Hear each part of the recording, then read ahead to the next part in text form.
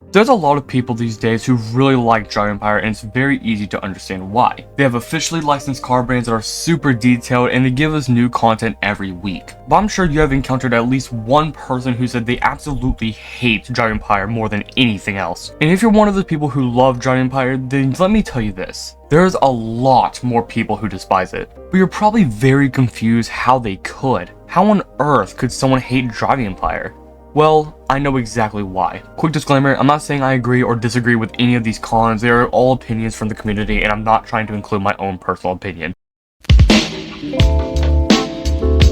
This is the main problem with the game that every DE hater has. Not only is it a problem now, but it has been a problem for years. Solo racing, aka time trials, were finally added to Dragon Empire on February 3rd of 2023, along with the controversial update. Time trials have been in question for a long time at this point, and when it finally got added to the game, it was absolutely disappointing. Sure, they added what we wanted, but there's a specific part that we desperately needed with this feature. Actually getting freaking money.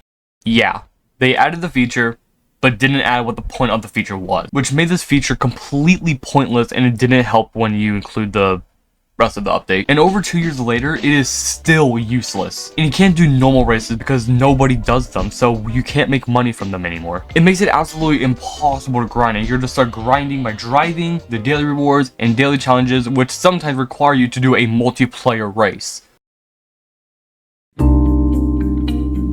Now, this isn't putting hate towards the community. The problem that everyone has with the community is that the players don't race, which is so confusing. Like, why are you playing a racing game if you're not going to race? It's like playing Prank Your Mom just to walk around and explore the map instead of following the storyline and getting endings. Now look, don't get me wrong, I completely understand the reason why players do this. They know they're going to lose because they know that they have a slower car, or they know that the opponent's car is faster. But bro, you're not wasting time. You're still getting 21.5k for winning second place on cross country, and you get 3,675 for winning second place in highway race. Why am I bringing this up? Well, let me break this down for you players who don't race. So let's use the average car that players are using, which would be the Noble M600, as it's only 165k, which is an absolute steal because it's faster than everything else in the game until the Pagani Wire, which is almost freaking 2 million credits. But anyways, with a stock Noble M600 and winning second place, you finish cross-country race in about 3.5 minutes, and on highway race, you finish in about 38 seconds. If a cross-country race, you earn 21.5k credits, meaning you get around 361k per hour of grinding if you keep getting second place.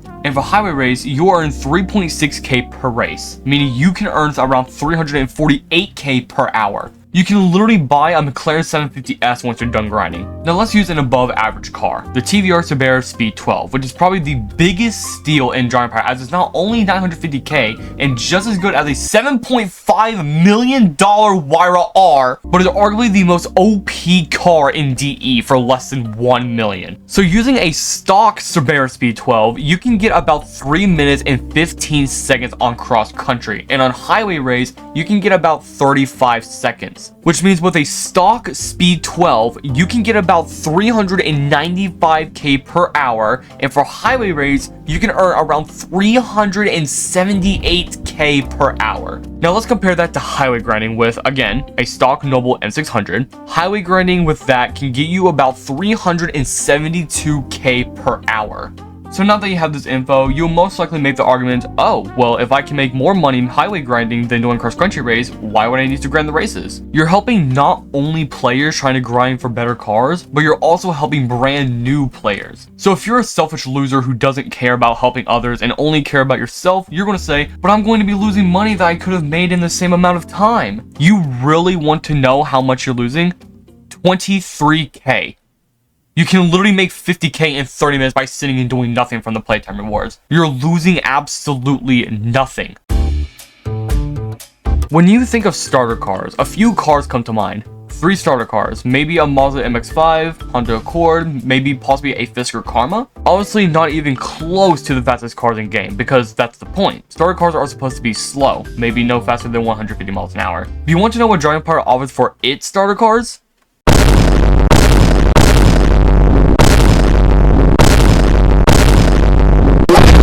so some of you may be questioning, why is this a problem? The slowest car in this list is the McLaren GT, which costs 170k, which makes each and every car below it have absolutely no purpose to exist in the game. Nissan GTR, McLaren MP412C, Shelby GT350 and GT500, De Tomaso Pantera, TVR Cigars, 2009 Corvette ZR1, 2018 TVR Griffith, and Audi RS7, and even more cars I could name. Everything I just said is completely useless because the game gives you too good of a starter car. You're gonna ask me how this is a negative for the player, which, well, it kind of isn't. Though the only negative is that it gives the player too much of a head start. But the main problem with it is that it hurts to know none of these cars get used or serve any purpose to exist in the game because they aren't needed. And it hurts to know and understand that the devs are wasting money on cars nobody cares about. TVR V8S, Volkswagen Arteon, Audi A4, all Volkswagen Golfs in the game, all these cars are decent options for a starter car. They aren't too fast and not exactly the most interesting cars, which is exactly what a starter car is. But instead, you're given extremely fast cars which give no purpose to the other cars. This obviously doesn't mean use the absolute worst cars in the game as starter cars. We aren't trying to be super rude to the new players, but we don't want to give them a super fast car right when they join the game.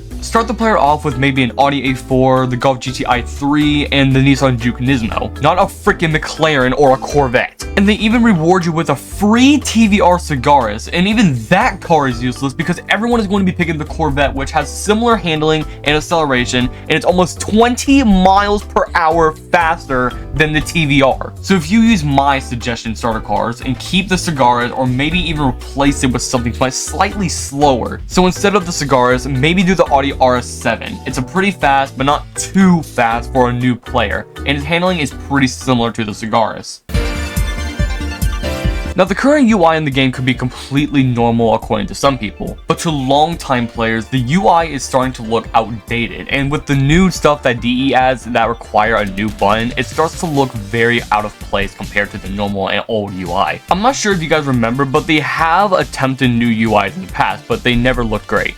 They need a UI that still looks simple but updated, maybe inspired by Drive Champions. It's simple, feels up to date, and overall just looks nice. And no, it doesn't mean go stealing their UI completely, but just use theirs as inspiration. Now, the dealership UI hasn't been that good either, specifically the car icons. It was completely fine before, but when they added the shine on the cars, it just looked really weird. Sure, over time some people adjusted to it, but a lot of others didn't and still want the classic ones. Sure, it might make the cars look better to the devs, but what matters more here? The devs ones or the communities that they have to keep alive? Plus, something odd is that the pictures of the cars in the icons strangely got smaller. At this point, it makes it difficult to make out the car's body style sometimes, so you'll have to spawn it or go view it in the dealership, which is incredibly annoying. Even if that's not the case, it just looks worse than the icons we had before, and everyone can agree with that.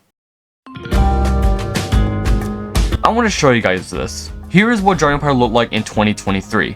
2 years later, this is how the game looks in 2025.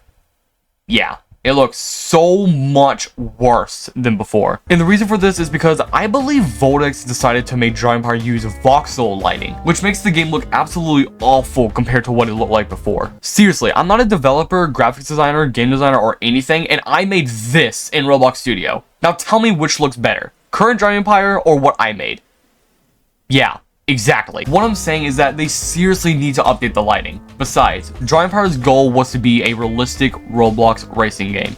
So how is the current lighting and skyboxes helping that goal? When was nighttime ever this bright? Sun rays hardly even exist anymore during sunrise and sunset. The sun itself doesn't even appear to look like it's that bright anymore. And with the skyboxes, all of them besides day are not even accurate. This is sunset, this is sunrise, this is night, this is dawn, and this is freaking dusk. How is this dusk? They seriously need to update this lighting in the skyboxes. It all looked better and more realistic before and didn't need changing.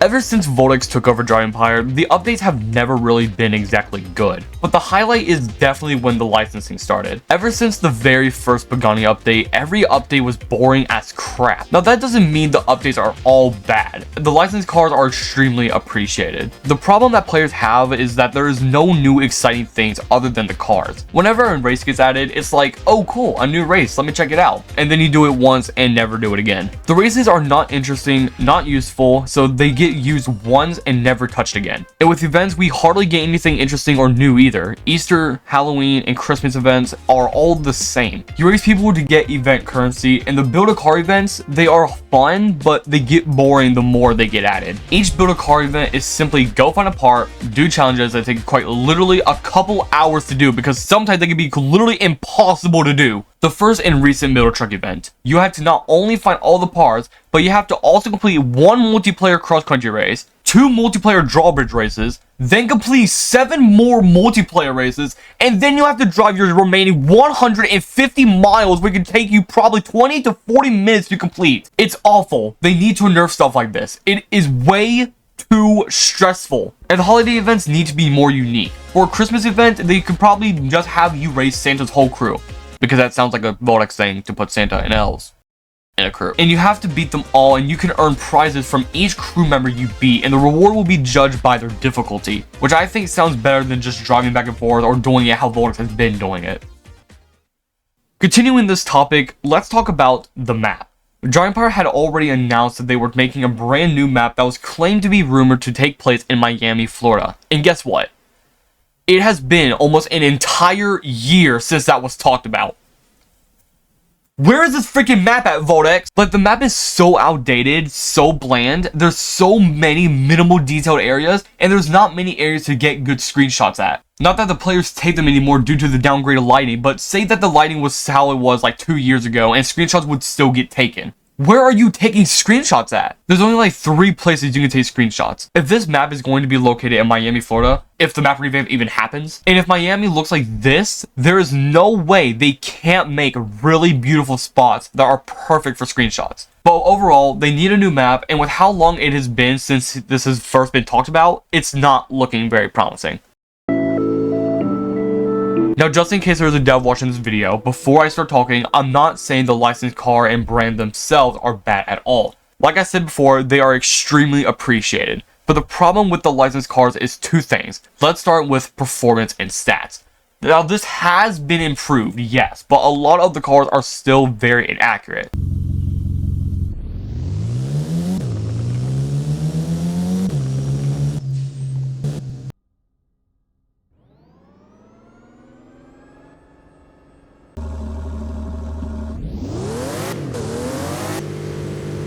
And the second thing, pricing, which we all know that prices are outrageously overpriced. Like, cars will either be the same as that car with a different name and a couple changes or added details, the exact same car that simply just has a livery on it, which most of the time the livery just looks kind of mid, or it's a completely normal car that has no freaking reason to be the price it costs. Like, can someone please explain to me who is buying a C2 Corvette for 900 grand? Now, some cars are exceptions, since they are just collection cars. Cars like the Jaguar D-Type, Ford GT40, Devil 60, and obviously the iconic McLaren F1. But let me use a few cars as examples. The Hennessy Venom F5M, 311 miles per hour, acceleration is 37%, handling is 69%, nitro is 42%, braking is 50%, and it costs $8.2 million. Worth it?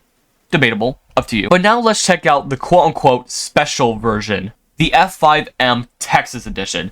This car has the exact same stats in everything, and it costs $9 million. You're paying $800K for a wrap. You want to know what I can get for $800K in this game?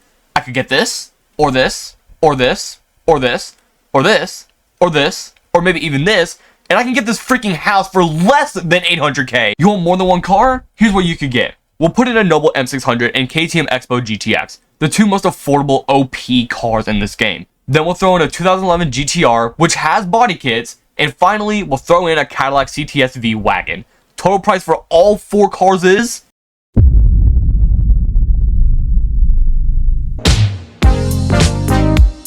There are a lot of bugs that are in Giant Empire that a lot of players have pointed out, but the main problem is that Giant Empire never fixes them.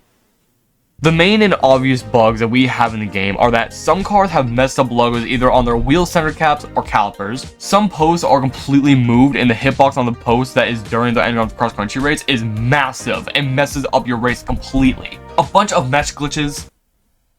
Geez, say that 5 times fast. The time cycle being buggy as crap, turn signals on some cars not working, and deep dish rims not working correctly when displayed at your house. And these bugs have existed in the game for as long as months, and Vodex just never seems to care enough to go in and fix these issues. These bugs are ruining both the realism and gameplay, and it's frustrating. Now, I know I have personally said I love this feature and I think it's sick, but people will say that I'm biased because I get help from the devs. But like I said, I will try to speak just the community's opinions and look at it as a brand new, fresh Driving Empire player. The new upgrade system looks like this currently, and if you agree with the haters of this update, then you'll understand why people hate it. But if you have seen my videos about this update, then you will not understand why they hate it. The reason why they hate it is because in their opinion, it's gambling for your upgrades. Now, I have said this multiple times on the channel. I get that it looks and feels like gambling, and I've never disagreed with that. The reason why people think it's a gambling feature is, well, the vibe it gives. People often ask, why should I quote-unquote gamble for my upgrades? I want to just upgrade my car normally instead of using luck to get good parts, which chances are I already have that part. And that's something I do get, but I believe that if people actually raced, then this feature would be hated a lot less than it is today. Now, the chassis hasn't been good for a long time. It's never really been bad per se, but currently it's not great. Vodex had tried to make some fixes to this, and while yes, I can say it feels better, it doesn't feel perfect. Let me demonstrate. How fast do you think I'm going here? I'm going 225 miles per hour. Here's another. How fast do you think this car is going? I'm going 420 to 430 miles per hour. One more. How fast am I going here? I'm going 197. And according to others, the retune done on the cars doesn't make it feel like the aerodynamic and traction are limited. And with the special effects, you would think that they would make it feel as if you're going faster, but according to some players, they feel forced and don't help with the sense of speed. Now, you may be surprised I'm not talking about removals in DE specifically. Obviously, yes, they are bad and we hate seeing brands get removed, but it's not like that is entirely Driving Empire's fault. What I'm referring to is removals in other Roblox games, and this is due to the licensing deals that Driving Empire is receiving. I have talked about this numerous times in the past, so we get the point. But if you guys don't understand yet, then go click the pop-up on the top right corner. The reason why people get so upset about this is because obviously Driving Empire players don't just play Driving Empire. They may play other Roblox games such as Greenville, Project Track Day, Ridgewood, Midnight Chasers, Car Dealership Tycoon, and other games like that. And if Driving Empire gets those licensed brands, then you know what's going to happen. They won't be able to drive them in other games, and then that forces the game's devs to get licensing themselves, which we all know ain't cheap. It's either they get licensing or they let the brands get removed until there's no more cars in the game. Then at that point, what's the point of keeping the game up? Now, before I end this video, the main and core reason behind everyone's hatred towards today's Driving Empire is the people that run today's Driving Empire, Vodex. What is Vodex doing that people hate so much?